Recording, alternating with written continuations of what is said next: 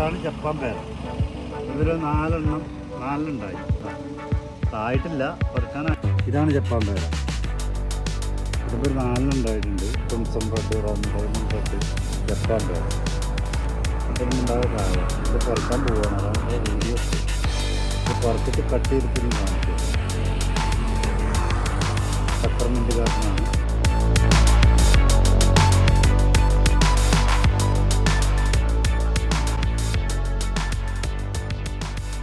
ഇതാണ് സിന്ദൂരം മാവ്. മാങ്ങ ഉണ്ടായിരിക്കുന്ന പ്ലാന്റാണത്. ഇതിന് ചെറുതുകൊണ്ട് വലുതുമായിട്ട് പ്ലാന്റുകളുണ്ട്. സിന്ദൂരം മാവ് ഞാൻ അവിടെ ഉണ്ട്. ഞാൻ കാണിച്ചത് ഇതിൻ്റെ ഉള്ളിൽ മൊത്തം സിന്ദൂരം മാവ് പെപ്പർമെൻറ്റ് കാരണമാണ്.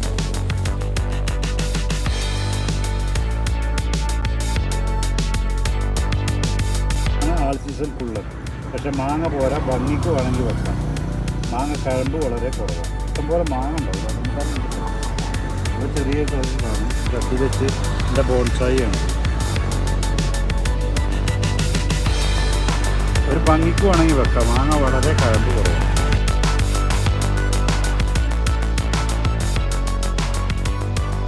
ജപ്പാൻ പേര കട്ട് ചെയ്തൊക്കെ പോവാണ്. ഉള്ള എങ്ങനെ പഴുപ്പ് ആയിട്ടില്ല. നമ്മൾ ഈ വെച്ചാൽ ചിലപ്പോൾ അത് കേടാവും. എന്താ കളറ്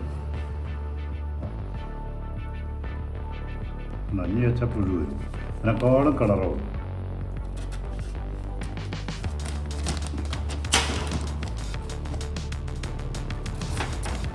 ഒന്ന് ടെസ്റ്റ് ചെയ്യട്ടെ കേട്ടോ. നാലാം മധുരം അതിന് പതിന് വരാം.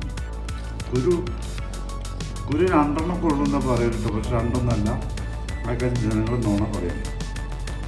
വെറുതെ പറയുന്ന കുരുവൊക്കെ ഉണ്ട് ഇതിനകത്ത്.